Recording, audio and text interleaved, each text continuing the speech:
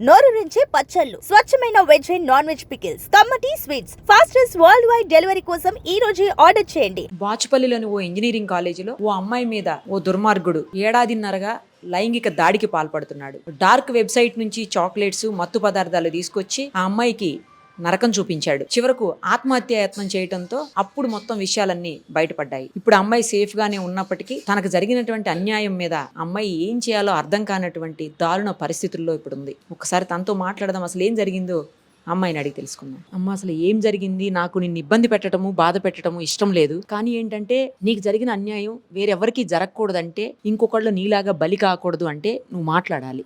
అందుకోసమే నీతో మాట్లాడుతున్నా నేను. అసలు ఏం జరిగింది? ఎవరు వాళ్ళు? నీకు ఎలా పరిచయం అయ్యారు? మీ కాలేజ్ స్టూడెంట్సా, బయట వాళ్ళ? అసలు ఈ డార్క్ వెబ్సైట్ ఏంటి ఒక్కసారి చెప్పమ్మా. నాకు 2024లో ఆగస్ట్లో అబ్బాయి పరిచయము. ఇన్స్టాగ్రామ్ నుంచి కమ్యూనికేట్ అయ్యాము. ఒకరోజు కలిసి 2 days తర్వాతనే నాకు ప్రపోజ్ చేశాడు. 1 weekకి నన్ను ఫోర్స్ చేసి ఒప్పుకోకపోతే రీజన్ చెప్పు అట్లా బలవంతం చేసి ఒప్పించాడు. తర్వాత అక్టోబర్లో ఫిజికల్ రిలేషన్షిప్లోకి వెళ్ళామని ఫోర్స్ చేశాడు క్లాస్ రూమ్లోనే. తర్వాత ఒకరోజు లేదండి, వేరే బ్రాంచ్. వేరే బ్రాంచా? మీ కాలేజే? మా కాలేజే, కాకపోతే వేరే బ్రాంచ్, నా ఇయరే. అలా ఫోర్స్ చేసి నాకు కొంత ఇన్ఫెక్షన్ అయిపోయింది లోపల. అయినా కానీ మళ్ళీ చేయడం వల్ల ఒకరోజు సెక్యూరిటీకి దొరికాము. సెక్యూరిటీకి దొరికినప్పుడు ఆ అబ్బాయిని హెచ్ఓడికి దగ్గరికి తీసుకెళ్లారండి, మెకానికల్ హెచ్ఓడి దగ్గరికి. మరి లోపల ఏమైందో నాకు తెలియదు, కానీ ఆయన మాత్రం కూల్గానే వచ్చాడు బయటికి. ఆ తర్వాత ఏ యాక్షన్ కూడా తీసుకోలేదు, మా పేరెంట్స్కి కూడా ఇంటిమేట్ చేయలేదు. నువ్వు చెప్పావా ఇలా బలవంతంగా నిన్ను ఇబ్బంది పెడుతున్నారు అని? లేదండి, నేను ఎలా చెప్పుకుంటానండి అవన్నీ? పేరెంట్స్కి కూడా చెప్పలేదు. ఎలా చెప్పుకుంటారండి అవన్నీ ఇంట్లో? కానీ కనీసం స్టాఫ్ కన్నా, ఎవరికన్నా ప్రిన్సిపల్కో స్టాఫ్కో ఎవరికన్నా చెప్పేది ఉండే కదమ్మా. లేదండి, చెప్పలేదు. చెప్పుకునే విషయాలు కాదు కదండి అవి. కానీ నువ్వు సేవ్ అవ్వాలి కదా, నువ్వు సేఫ్గా బయటికి రావాలంటే ఎవరో ఒకరికి చెప్పాలి కదమ్మా. అది నాకు ఇప్పుడు తెలిసిందండి, నాకు అప్పుడు తెలియదు కదా. అప్పుడు తెలియలేదు. ఏంటి, ఏ ఇయర్ నువ్వు చదివేది? ఫస్ట్ ఇయరేనా? ఇప్పుడు 3rd year. ఇది 2nd year అప్పుడు ఇష్యూ జరిగిందా? స్టార్ట్ అయింది అంటే నీకేంటి మత్తు మంది ఇచ్చేవాడా ఎట్లా? స్టార్టింగ్ అయితే నన్ను మ్యానిపులేట్ చేసి ఫోర్స్ చేసేవాడండి. నేను మార్నింగ్ అవర్స్లోనే వెళ్ళేదాన్ని కాలేజ్కి. మా వాళ్ళకి వర్క్ ఉండే, మార్నింగ్ అవర్స్లోనే కాలేజ్లో దింపేసేవాళ్ళు. అది అదనుగా చూసుకొని ఆయన కాలేజ్కి వచ్చి ఫోర్స్ చేసేవాడు నన్ను. ఇంకా ఫిజికల్గా వెళ్ళకపోతే రిలేషన్షిప్ ఎట్లా స్ట్రాంగ్ అవుతుంది అని. తర్వాత మాయ మాటలు చెప్పాడు. అవును, ఇట్లా కాలేజ్లో దొరికిన కానీ నుంచి ఇంక ఇట్లా కాదు, రూమ్కి వెళ్దాం అని నేను అక్కడికి ఫోర్స్ చేసి మళ్ళీ అక్కడ వీడియోస్ తీసి అవన్నీ న్యూడ్ పిక్స్ తీసి నన్ను బ్లాక్మెయిల్ చేసి, తర్వాత ఐపీఎల్స్ వేసి నా హెల్త్ కూడా మొత్తం పోయింది. అసలు నాకు మొత్తం కొంచెం ప్రెషర్ పడి నేను కళ్ళు తిరిగి పడిపోతాను. నేను అట్లా అయిపోయింది నా పరిస్థితి అసలు. ఇంకా ఇద్దరు కాదు, ఒకళ్ళే. ఫస్ట్ ఐపీఎల్ అనేది 6 తర్వాత వేస్తారు కదా, ముందే వేసేవాడండి. ఇంకా మొత్తలో పడుకునేదాన్ని అంతే. అప్పుడు ఏమైందో కూడా నాకు తెలియదు కనీసం. అట్లా 1.5 year నరకం అండి అసలు. అది పీరియడ్స్లో కూడా కనీసం వదలలేదు నన్ను. తర్వాత ఫిబ్రవరి మంత్లో ఈ ఇయర్ 2026లో ప్రవీణ్ అనే అతన్ని నాకు పరిచయం చేశాడండి. ఆయన ఫ్రెండ్, మా కాలేజ్లోనే డిప్లొమా పాస్డ్ అవుట్ 2021. వాళ్ళిద్దరు కలిసి మూవీ తీద్దామని నాకు పరిచయం చేశాడండి. మళ్ళీ ఆయన డ్రామా స్టార్ట్ చేశాడు, నేను లవ్ చేస్తున్నాను అని. అంటే నా గేట్ ఎగ్జామ్ టైంలో నా హాల్ టికెట్ ఆధార్ కార్డ్ తీసుకొని బ్యాడ్ టచెస్ అన్నీ చేసి నాకు ఇంకా మాట్లాడుతా అని బయటికి తీసుకెళ్ళి రూమ్కి తీసుకెళ్ళి మిస్బిహేవ్ చేస్తుంటే నేను అక్కడి నుంచి తప్పించుకొని కాలేజ్కి వచ్చానండి. ఇంకా అప్పుడు సూసైడ్ అటెంప్ట్ చేయడానికి లాస్ట్ కాల్ మమ్మీకి కాల్ చేద్దామని మమ్మీకి కాల్ చేస్తే మమ్మీ అప్పుడు వచ్చి ధైర్యం చెప్పి నాకు కేసు పెడదామమ్మా, ఏం కాదు అని చెప్తే ఇప్పుడు మీ ముందు కూర్చొని మాట్లాడుతున్నాను. లేకపోతే అసలు నేను బతికుండేదాన్ని కూడా కాదు అసలు. ఇంక ఇట్లా ఎంతమంది ఉన్నారు who are suffering from this. అంటే రియలైజ్ అవ్వాలండి, తొందరగా రియలైజ్ అయితే, ఎంత తొందరగా రియలైజ్ అయితే అంత బెటర్. ఎందుకంటే ఆ నరకంలో ఉంటాం, అంత ఈజీ విషయం కాదు.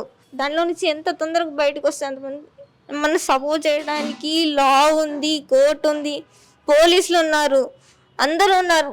Please come out of that. ఆ నరకంలో భరించాల్సిన అవసరం లేదండి. అసలు ఎవరికి రైట్ ఉందండి మన బాడీ మీద? మనం నాకు ఈ కుటుంబ వ్యవస్థ ఇవన్నీ అంత ఐడియా లేదు, నాకు తెలియదు అసలు. మా అమ్మ చెప్పాను కానీ ఇది కాదు అమ్మా, ఇది ఇట్లా ఉంటుంది అంటే అప్పుడు నేను రియలైజ్ అయ్యాను. అప్పుడు రియలైజ్ అయ్యే లోపు నాకు చాలా లేట్ అయిపోయింది. ఇప్పుడు రెండో వాడు అలా చేస్తున్నాడు, ఇతనే పరిచయం చేశారు కదా రెండో వాడిని, మొదటోడే. అవును, అతను అలా చేస్తున్నాడు, నువ్వు ఎప్పుడు అతను చెప్పలేదా ఫస్ట్ అతనికి? ఆయనకు తెలుసా అండి ఆల్రెడీ. ఏం పేరు అంటే ఆశిస్తానే ప్రవీణ్. నా ఫోన్ మొత్తం ఫస్ట్ అతను అతనికి తెలియదా ప్రదీప్ చేస్తున్న పని? నా ఫోన్ మొత్తం ఆయన కంట్రోల్లో ఉంటాను. నాకు ఏ మెసేజ్ వచ్చినా, నాకు ఏ కాల్ వచ్చినా ప్రతిదీ ఆయనకి తెలుస్తుంది. మరి ఎందుకు ఊరుకున్నాడు? తన ఫ్రెండ్ అట్లా చేస్తుంటే, అతను కూడా అసభ్యంగా నీ పట్ల ప్రవర్తిస్తుంటే ఎందుకు ఊరుకున్నాడు? అసలు ఆయనే నన్ను గేట్ ఎగ్జామ్ దగ్గర దింపమని పంపించాడండి ప్రవీణ్ ని. మీ మమ్మీ వాళ్ళు ఏమన్నా మాట్లాడారు అతనితో? ఎవరన్నా పెద్దోళ్ళు కానీ? అవును, మాట్లాడారు. ఏమంటాడు మరి ఇప్పుడు? మాట్లాడారు, అప్పుడే మాట్లాడారు, మమ్మీ మాట్లాడింది. నువ్వు కనీసం కాలేజీలో ఫ్రెండ్స్ కూడా ఎవరు చెప్పలేదమ్మా? ఏమని చెప్పుకుంటానండి, ఇట్లా జరుగుతుంది, నన్ను ఎరాస్ చేస్తున్నారని ఏమని చెప్పుకుంటానండి?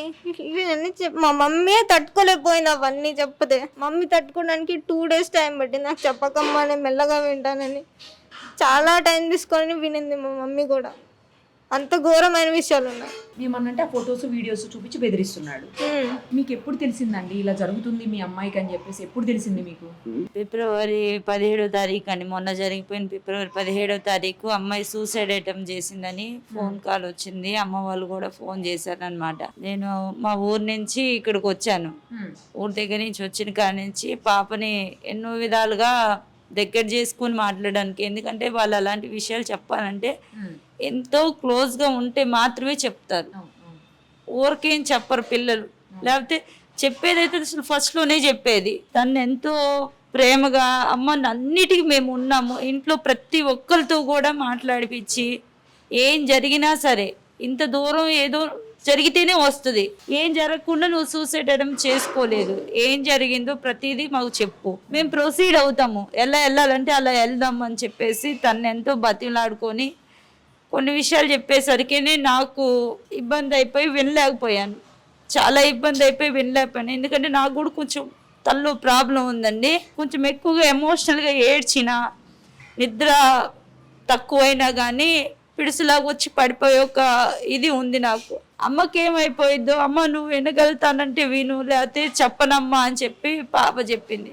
కొన్ని విషయాలు వినేసి నేను కూడా కొంచెం తర్వాత మళ్ళీ టైం తీసుకొని అన్ని విషయాలు వినడానికి ప్రయత్నం చేశాను. చెప్పమ్మా నువ్వు చెప్తా అన్నప్పుడు నేను వినాలి, ఇప్పుడన్నా వినాలి అని చెప్పేసి నా కూతురు చెప్పినంత నేను విన్నాను.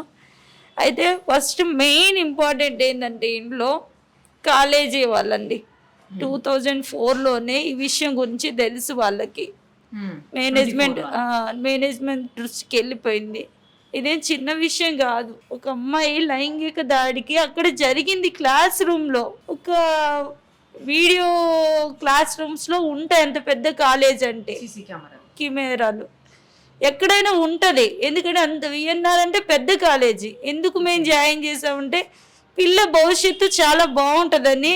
సంవత్సరానికి 1.5 లక్ష మాకు స్తోమత లేకపోయినా కానీ కడుతున్నాం. అది సీట్ వస్తే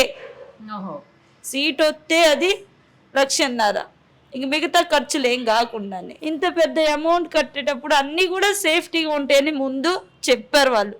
లోపలికి వచ్చిన తర్వాత ఒకసారి బయటికి వెళ్ళదు మీ పాప, జాగ్రత్తగా. హాస్టల్ కాదండి, లోపలికి అసలు మనం ఎంటర్ అయితే ఐడి కార్డుతో బయటకు వచ్చేది లేదు క్లాసులన్నీ అయిపోయిన దాకా. మరి ఫుడ్ తను ఉండటం అంతా ఎక్కడండి? మా అమ్మగారు ఉన్నారండి ఇక్కడే, తన దగ్గర ఉంటుంది అనమాట పాప. అంటే మేము అది ఒక్కదానికి కట్టడానికే మా స్తోమత, హాస్టల్లో కట్టేదానికి ఏం లేదు.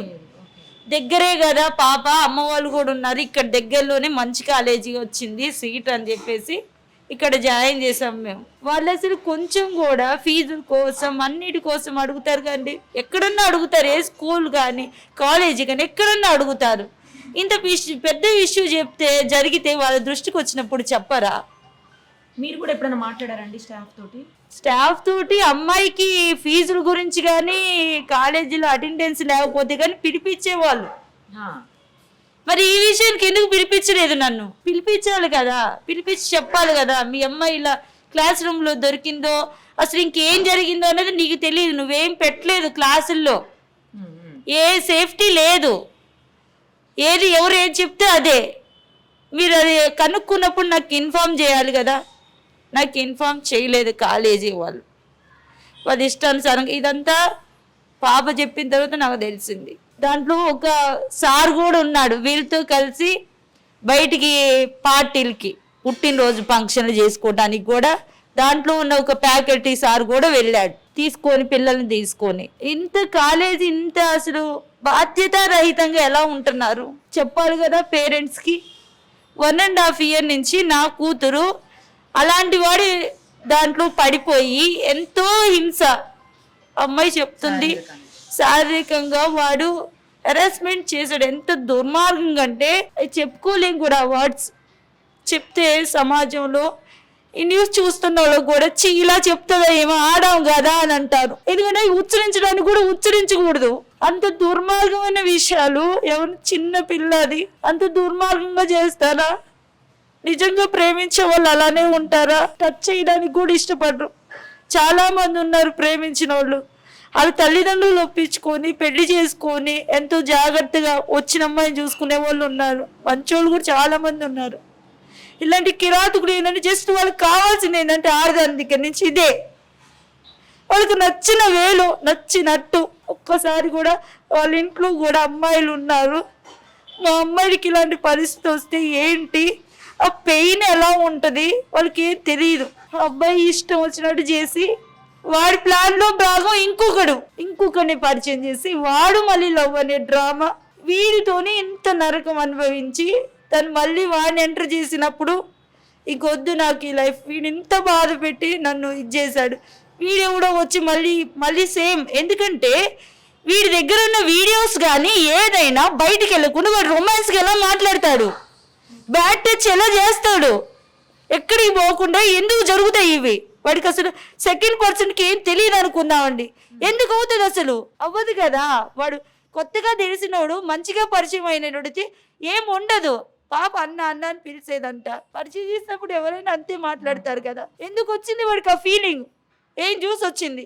నా పిల్ల కాలేజీలో అడిగాను కూడా నేను అడిగినందుకు చెప్పలేదు. సార్లు ఒక ఆయన ఈ అమ్మాయికి సంబంధించిన బ్రాంచ్లో ఉండే ఒక ఆయన ఈ అమ్మాయి మీద మెంటర్గా ఉంటాడంట, చెప్పాడు. అమ్మ మీ పాప చాలా పద్ధతిగా ఉంటుంది. నేను ఫస్ట్ టైం చూసినప్పుడు పాప అసలు ఇంత పద్ధతిగా ఒక పిల్ల మన కాలేజీలో జాయిన్ అయింది. డ్రెస్ సెన్స్ కానీ మాట్లాడేది కానీ ఎవరితో మాట్లాడదు, చాలా సైలెంట్గా ఉంటుంది. మీరేగా చెప్పింది. అలాంటి అమాయకురాలకి ఇలా జరుగుతుంటే కాలేజీ వాళ్ళు మెలకొని ఉంటారా? ఏయో చాక్లెట్లు అంట, పిల్స్ అంట, అవన్నీ ఇచ్చి అసలు ఎవడేం చేశాడో, కాలేజీ వాళ్ళు ఏం చేశారో, లేకపోతే బయటకు హోటల్ రూమ్స్ కానీ తీసుకుపోయి పాపని వాడు ఎంత హరాస్మెంట్ అంటే వాడు కలిసే విధానం కూడా సంతోషంగా కనపడాలి పాప వాడికి, లేకపోతే వాడికి ఎంతో ఇబ్బందిగా ఉండదంట చేయడానికి. ఎంత దుర్మార్గం తయారయ్యారంటే మగ పిల్లలు. అందరిని అంటలేదు నేను, ఇలాంటి రాక్షసుల్ని అనుభవించే వాళ్ళగా తెలుస్తుంది. నేను కూడా అనుకునేదాన్ని మూవీస్ చూసినప్పుడు, ఒకప్పుడు నటించడం ఎంత కష్టం అన్నది. నటన జీవితంలో కుంగిపోయి చచ్చిపోదామని ఇంకొకటి చేతిలో మళ్ళీ వాడేం చేస్తాడు, వీడే ఇంత దుర్మార్గంగా వాడుకున్నాడు, వాడికెంత దుర్మార్గంగా తను హింసిస్తాడని భయపడి అమ్మాయి సూసైడ్ అటెంప్ట్ చేసింది. చచ్చిపోయి ఉండదు. ఈరోజు కాలేజీ వాడు తెచ్చిచ్చేవాళ్ళ, ఈ చేసిన వాడు తెచ్చిచ్చేవాడా? అమ్మాయి దీనికి ఒక్కదానికి ఇలా పనికి వచ్చేది, దేనికి పనికి రాదా? కదే విషయమా? మీ పిల్లలు లేరా? కాలేజీ వాళ్ళకి ఎవరికి వాళ్ళ పిల్లలు లేరా? వాళ్ళ ఇంట్లో ఆడపిల్లలు లేరా? మా తర్వాత గురువులు అంటారు తల్లిదండ్రులుగా. తెలిసినప్పుడు ఒక్క మాటతో చెప్తే నా పిల్లని తీసుకుపోయేదాన్నేమో, మందలించుకునేదాన్నేమో, నా మీద వేసుకునేదాన్నేమో. మేము ఎంతో నమ్మి ఇంకో పాపను కూడా ఎంటెక్లో జాయిన్ చేసాం. మాకు ఈ విషయాలన్నీ తెలియక 4 months అయింది. చూశారు కదా, తెలుసో తెలియకో ప్రేమ అని చెప్పి అబ్బాయిలు వస్తే ఆ తర్వాత ఎంతటి తీవ్ర పరిణామాలు ఎదుర్కోవాల్సి వస్తుందో విద్యార్థినులు, యువతులు, అమ్మాయిలు గమనించాల్సినటువంటి అవసరం ఉంది. మీకు ఏదైనా ఇబ్బంది కలిగితే, మీకు ఏదైనా ప్రాబ్లం అనిపిస్తే ఇమ్మీడియట్గా పేరెంట్స్కో లేదా ఫ్రెండ్స్కో లేదంటే కాలేజీలో స్టాఫ్కో చెప్పాల్సినటువంటి అవసరం ఉంది. లేదు అంటే ఇదిగో ఈ అమ్మాయిలాగే నరకం చూడాల్సి ఉంటుంది. మీకు చాలా రకాలైనటువంటి న్యాయ సహాయాలు లేదా మీకోసం చట్టాలు ఇవన్నీ ఉన్నాయి. అర్థం చేసుకొని ఇబ్బంది పడకుండా వెంటనే ఇలాంటి వాళ్ళ నుంచి, ఇలాంటి వ్యవహారాల నుంచి బయటపడేందుకు ప్రయత్నం చేయండి.